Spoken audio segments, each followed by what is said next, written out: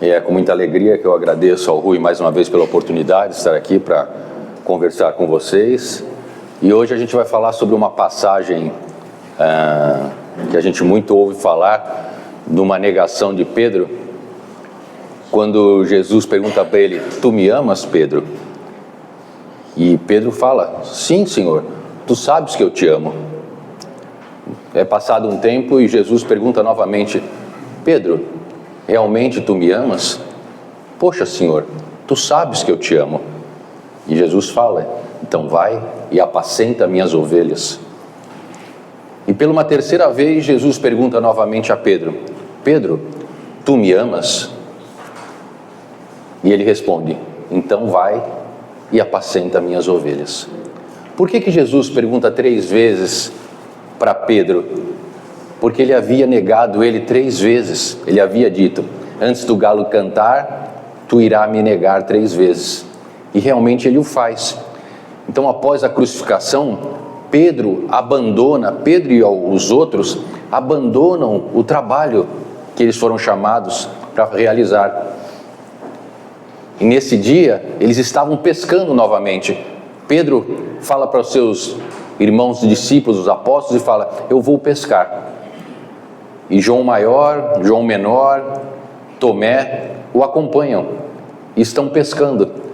E eles estão com o barco a mais ou menos 100 metros da margem e olham na beirada a figura de um homem que perguntam para eles: tem algo para comer? E a pescaria não tinha sido muito boa. E é quando ele fala: então joguem a rede do lado direito do barco.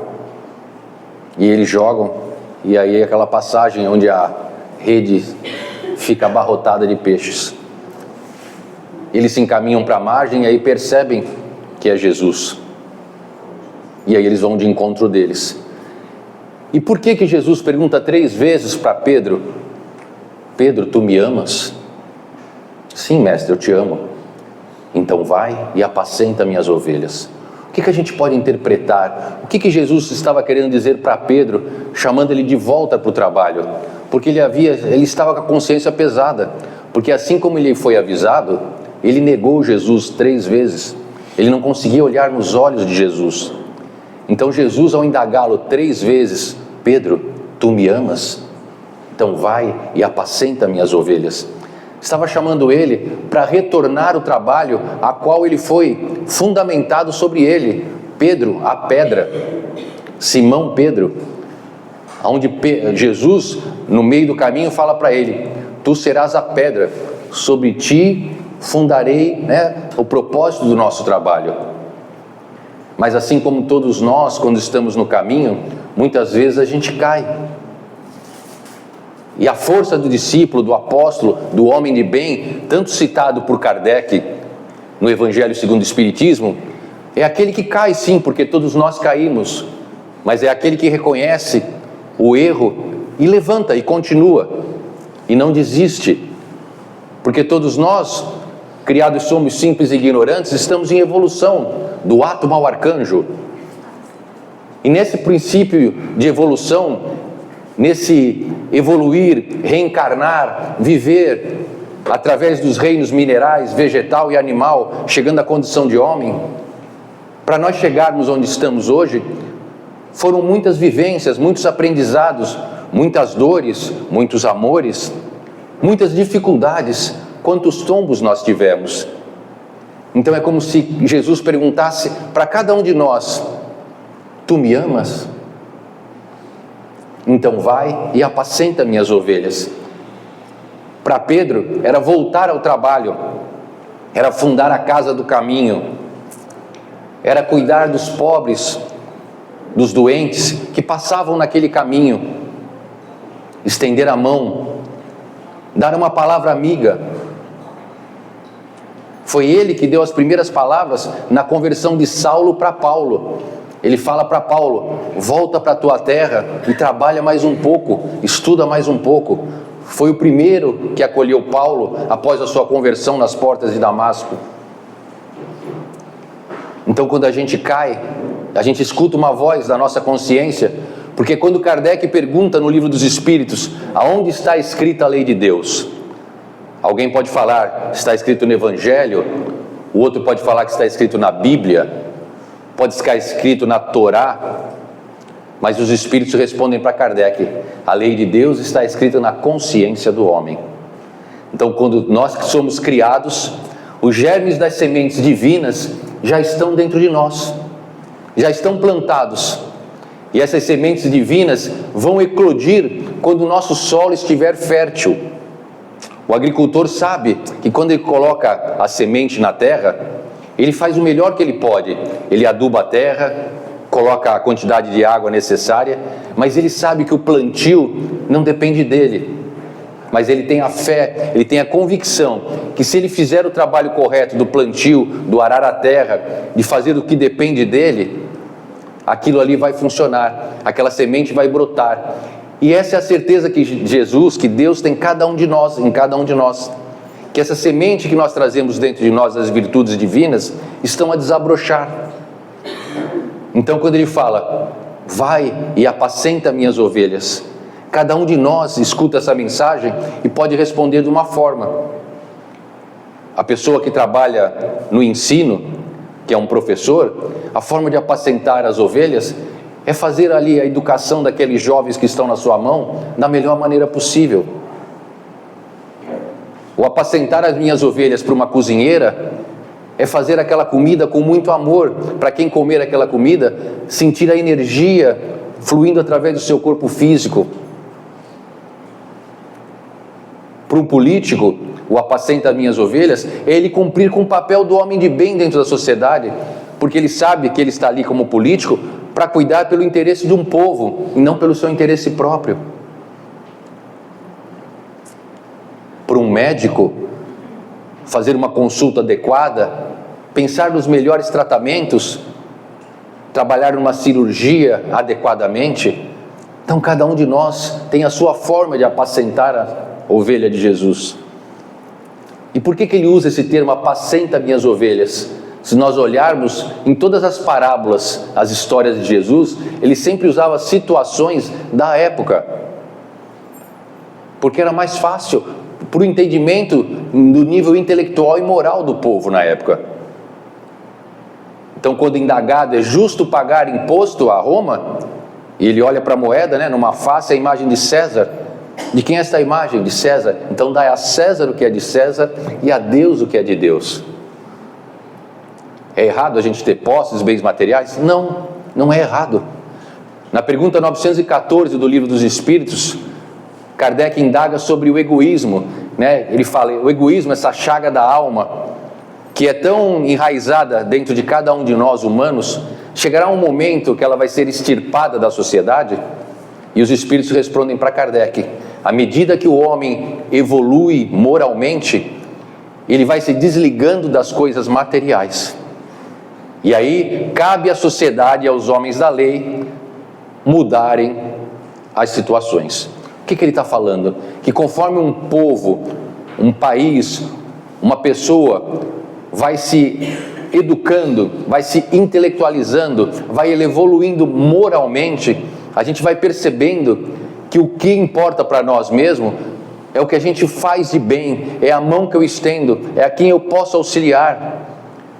Quando André Luiz está em nosso lar e ele desperta na enfermaria e ele vê que ele está tendo o mesmo tratamento dos outros que ali estavam ao seu redor, ele fala: você sabe com quem está falando? Eu sou o doutor André Luiz, eu quero um tratamento diferenciado, eu quero saber quem é o chefe de departamento aqui desse hospital. Ele ainda não tinha noção que estava numa colônia espiritual ali, E ele queria ser tratado com diferença, porque ele era um doutor. Eu sou o doutor André Luiz.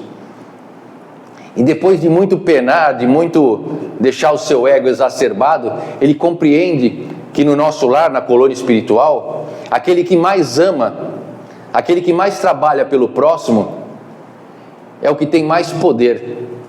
Mas quando eu digo aqui poder, não é no sentido de domínio, mas é o poder de abarcar mais ovelhas, de apacentar as ovelhas que Jesus pede. E aí André Luiz começa a sua transformação, e ele começa a trabalhar nas enfermarias, varrendo, limpando, acolhendo aqueles socorridos que chegavam do umbral. André Luiz então entende o Apacenta Minhas Ovelhas e traz uma obra belíssima através das mãos de Francisco Cândido Xavier, deixando 15 obras para nós, começando pelo livro Nosso Lar, Missionários da Luz, Entre a Terra e o Céu, Evolução em Dois Mundos, um livro maravilhoso de estudo, Sexo e Destino. Esse é o nosso despertar, é quando nós entendemos de que forma nós podemos apacentar as ovelhas. Às vezes numa conversa com um vizinho, uma pessoa que está num momento de crise. Há diversas formas da gente apacentar as ovelhas.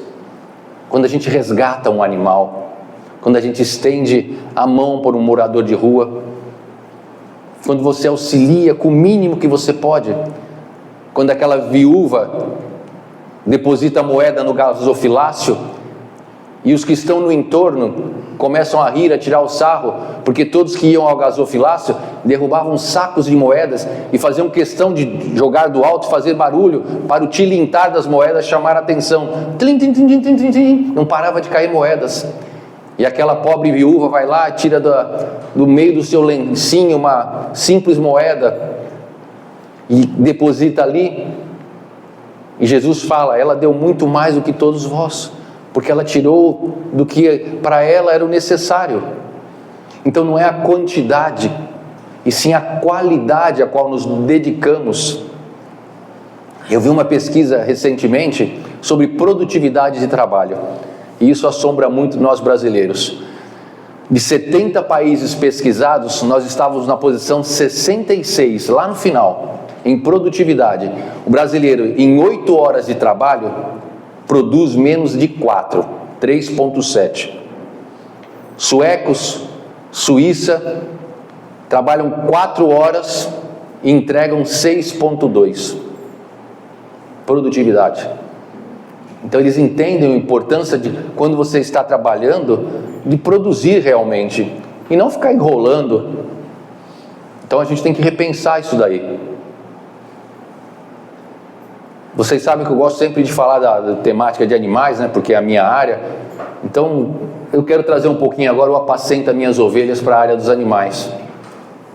A lei do amor abrange os animais pelos desígnios de Deus. Então, para estabelecer relações amorosas com os irracionais, os homens devem melhorar o trato com os animais, colocando-os sob sua proteção. A prática do amor exige que os homens combatam o egoísmo e a ambição. Livro Consolador de Emmanuel, questão 156. Então olha o que ele está dando de norte aqui para nós, que a lei de amor de Deus não é só para o homem. O homem, nós temos a mania de achar que tudo foi criado para o nosso bel prazer.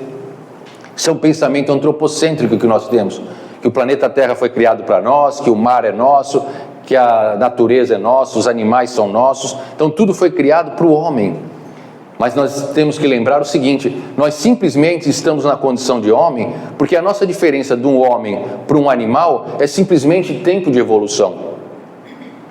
Porque Kardec traz para nós, no capítulo dos 3 reinos, quando ele fala do reino mineral, vegetal e animal, ele vai descortinando para nós sobre a evolução do princípio inteligente. Então cada um de nós, cada um dos senhores que aqui está hoje, só está na condição de homem porque está evoluindo, mas foi criado simples e ignorante, do átomo ao arcanjo. E esse átomo, ele foi se combinando com outros átomos, formando moléculas, formando substâncias, formando minerais. E no princípio, a lei de evolução se dá pelo determinismo. Nós hoje conhecemos o livre-arbítrio. Cada um dos senhores é responsável pelas escolhas que faz.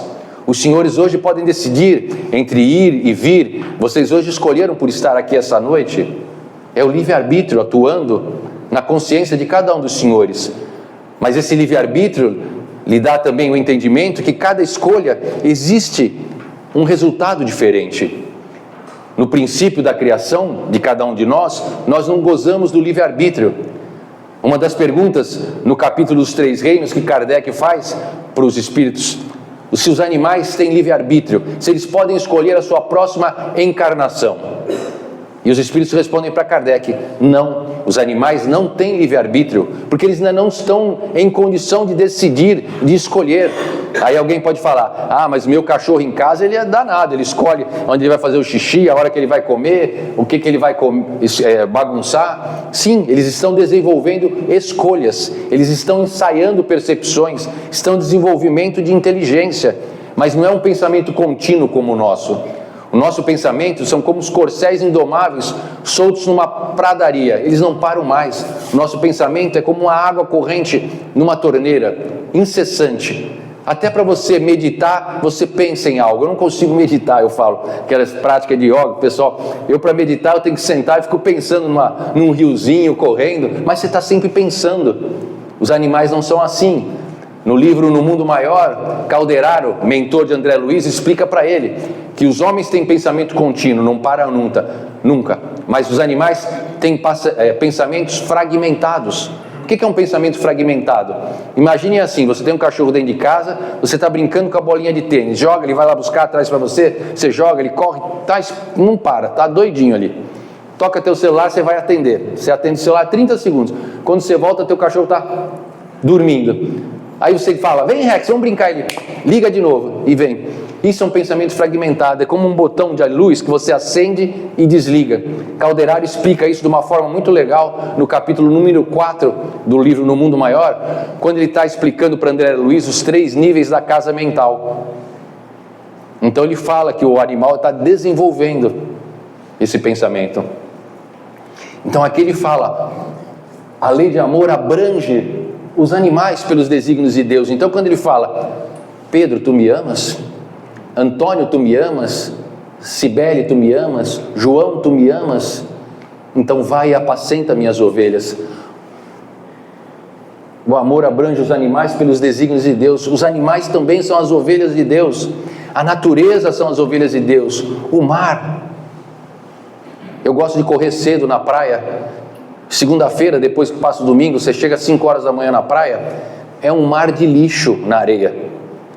Os ambulantes deixam lixo, as pessoas que frequentam deixam lixo. Eu fico olhando, é fralda, é resto de pacote de comida, é CD, é aparelho de som quebrado, cabo de vassoura.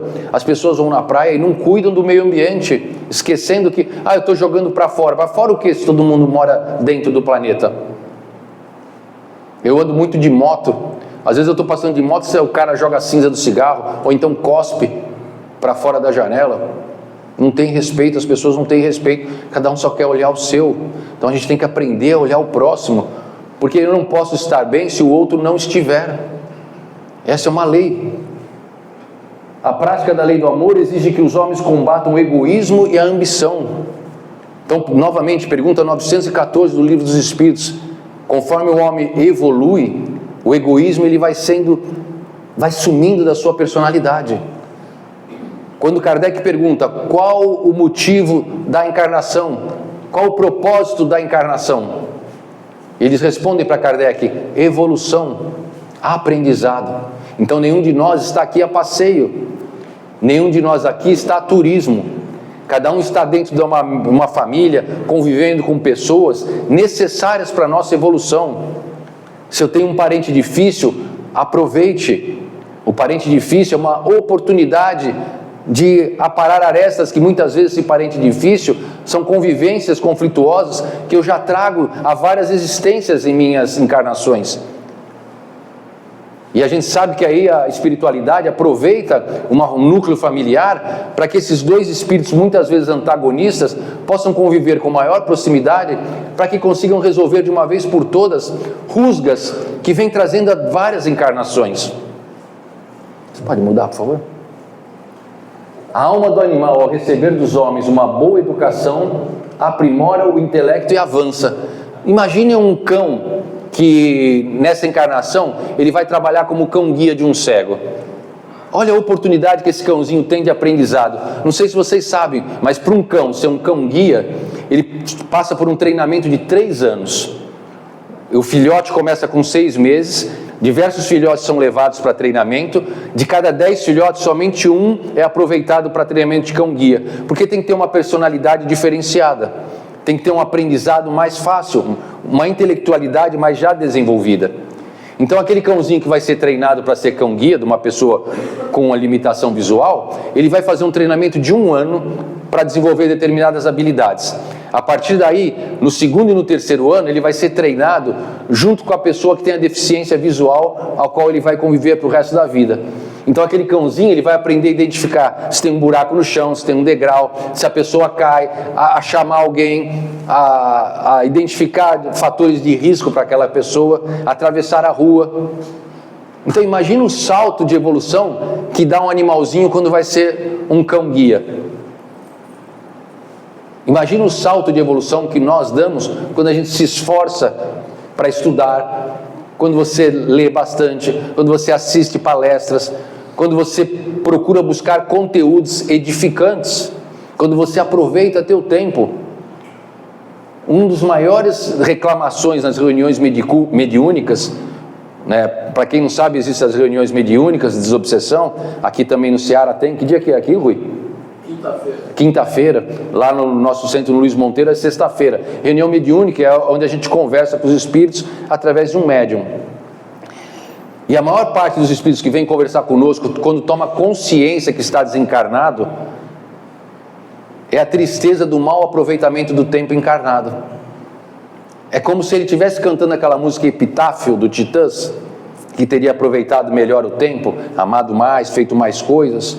Porque muitas vezes todos nós temos 24 horas, mas cada um usa as suas 24 horas da melhor forma que acha, mais prazível. Mas esses espíritos chegam para a gente e falam: se eu soubesse que realmente a vida continua, teria feito diferente, eu teria estudado mais, eu teria pedido perdão. Não foi o que Jesus falou nas parábolas? Vai e reconcilia-te com o teu inimigo enquanto estás no caminho. Quando ele fala inimigo, parece uma coisa pesada, né? Inimigo. Às vezes eu fico pensando, será que eu tenho algum inimigo? Não, a gente hoje não tem inimigo. A gente às vezes tem pessoas que a gente passou no caminho, e a maior parte das vezes é na família, né? Aquele cunhado complicado, o irmão difícil, às vezes o pai que não se fala com o filho há 20 anos. Então ele fala: reconcilia-te com o teu inimigo enquanto estás no caminho. É uma forma: Pedro, vai e apacenta minhas ovelhas, pede perdão, curva o joelho. É uma forma que a gente tem. Ao receber dos homens o amor, supera instintos e atos inconscientes, ampliando sua compreensão e seu raciocínio. Olha só, a gente não vê quando tem um cãozinho levado, danado. Não adianta você ficar batendo, brigando. Você vai, o cãozinho, conversa com ele, eles entendem os danados. Eles têm consciência do que a gente está, quando a gente está calmo ou quando a gente está nervoso. Você pode ver, você chega em casa, aí você viu o teu chinelo Havaiana destruído. Você grita: quem fez isso? O cachorrinho já vai para o cantinho dele, no canto do sofá, porque ele sabe, vai sobrar para mim. Eles são danados, eles manipulam a gente. Quando eles querem alguma coisa, você sabe, eles vêm, começam a passar patinha, lamber, são sem vergonha. Eles têm consciência. E eles, cãozinho, não sei se vocês sabem, na natureza eles vivem em matilha. Eles disputam quem vai ser o líder da matilha. Então quando ele chega na tua casa, ele quer ser o líder da matilha. Então ele vai fazer o xixizinho no sofá. Se tu não falar nada, ele no outro dia faz na cortina, no outro dia vai fazer na cozinha, porque ele está marcando e está dominando. Se você não orientar aqui, levar para fazer no carpetinho, lá no cantinho, ele vai dominando. Ele vai fazer um monte de estripulia. Se você não vai falar nada, ele está dominando. Então ele se vê como líder da matilha. Então às vezes as pessoas chegam no consultório e falam assim: puxa, meu animalzinho destrói tudo, rouba a comida na mesa. Mas você briga com ele? Fico com pena. Aí você vai olhar o Instagram da pessoa, é só foto do cachorro lá aprontando, dando risada. Como é que o cachorro vai ficar certo? O cachorro é uma criança que você tem que educar. Um cachorro, ele tem mais ou menos a idade intelectual de uma criança de 2 a 3 anos. O cérebro dele desenvolvido. Então eles têm percepção, eles entendem. Na Revista Espírita de 1858, outubro de 58, é trazido imagens e um texto falando sobre os mundos evoluídos, Saturno, onde os animais já têm comunicação mental com os humanos. Então não tem uma linguagem falada como nós estamos aqui, língua portuguesa, por exemplo. Os animais têm uma linguagem mental, que é a linguagem no mundo dos espíritos. Eu não preciso usar o português, o inglês ou o mandarim. No mundo dos espíritos, o pensamento é a linguagem. Então é fácil a gente se comunicar com qualquer espírito de qualquer localidade do plano terrestre, ou até de outros planos. porque o pensamento ele permeia pelo fluido cósmico universal e a minha ideia, a minha mensagem chega até o próximo, decodificada sem esforço nosso. A gente ainda não consegue fazer isso, porque nós temos a limitação do corpo físico e nós necessitamos dos nossos órgãos para a comunicação, né? A fala e a audição, visão, tato. Então nós temos alguns sentidos limitados ainda, mas pensem num sentido ilimitado. Às vezes é difícil a gente entender. Na pergunta número 1 do Livro dos Espíritos, quem é Deus? Inteligência suprema, causa primária de todas as coisas. Na sequência, onipotente, onipresente, a tudo vê, a tudo sabe. Aí na aula lá de evangelização, uma criança perguntou, ela disse assim, tio, como é que Deus faz para ver tudo? Como é que ele consegue ver tudo, tio? Aí eu ia responder, um menininho falou, tio, eu sei. Eu falei, sabe? Então fala aí. Ele falou assim, tio, no outro dia eu subi com meu pai ali no teleférico, em São Vicente, que a minha avó veio de São Paulo. E sabe, tio, quando eu estava ali embaixo do teleférico, tem uma garrafa grande, uma lata grande de Coca-Cola, lembra? No teleférico de São Vicente, tem uma lata gigante de Coca-Cola. Ele falou para mim, tio, eu fiquei só olhando a garrafa grande, a latinha grande de Coca-Cola. Mas quando eu cheguei lá em cima, tio, aquela lata grande ficou pequenininha e eu vi um monte de coisa que eu não via. Aí ele respondeu assim para o menino, Deus é assim, ele fica lá de cima e lá de cima ele consegue ver tudo ao mesmo tempo. Aí ele me ajudou a responder. Uma criança ficou fácil de entender. E é como se fosse mais ou menos isso. Deus ele consegue ter uma percepção de nós, assim, olhando lá de cima, e ele consegue ver todos ao mesmo tempo. Aquele ali está indo bem, está se esforçando, aquele ali está dando umas derrapadinhas, aquele ali precisa de um empurrãozinho. E aí vai colocando situações na vida de cada um de nós, para que a gente possa, sendo às vezes conduzido e orientado. Porque quando a gente reencarna, cada um de nós nasce com um espírito protetor, um anjinho da guarda. E esse anjinho da guarda, ele tem a função de nos auxiliar, de nos inspirar, né? Eu lembro daquele desenho que eu gostava de ver do Pato Donald, né? Que ele sempre tinha um Pato Donald vermelhinho, simulando um diabinho, e outro diazinho aqui, né? Pato Donald sempre bravo, né? Sempre gritando, nervoso. E parece a gente no dia a dia, né? Sempre com a pressão na cabeça aí do trabalho, né? É dessa forma que prossegue em seu caminhar na rota do progresso que não cessa, no livro Gênesis da Alma, de Caibar Schutel. Então os animais precisam receber o nosso amor para que eles possam crescer, evoluir. Os animais, assim como nós, estão encarnados para a evolução. E para eles, nós somos os anjos da guarda deles. Quando a gente faz a oração, a gente ora para o nosso anjo da guarda.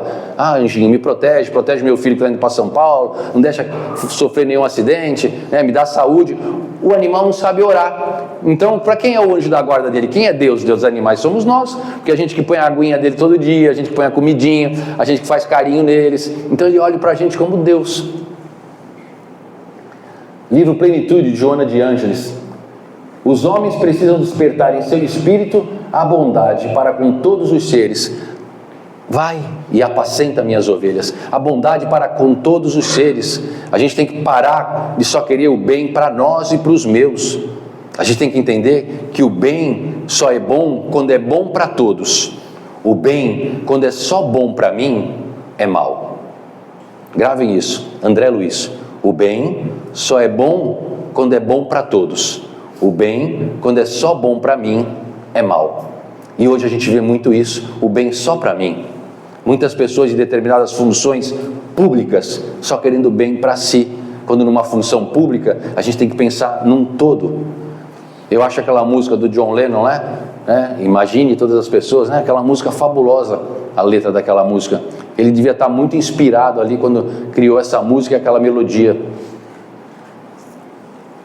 Com esse pequeno esforço, cumpre com o dever de retribuir com alegria as dádivas que usufruem da natureza, muitas vezes sem darem conta disso. Os animais, eles não cobram nada da gente. Quando as pessoas perguntam, qual o objetivo, o propósito da vida dos animais na nossa vida? Qual o objetivo? Por que eles vêm conviver conosco?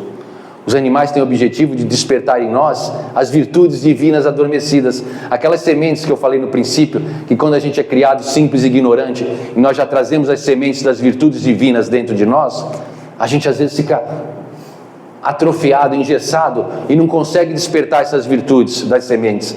O que Deus faz então? Coloca um animalzinho na tua vida, No trabalho você é nervoso, bravo, ríspido, rígido, não consegue abraçar um amigo. Não consegue, eu não aprendi a abraçar o outro. Mas aí você chega em casa nervoso num dia do trabalho, e quando você abre a porta, tá um chihuahua pequenininho lá.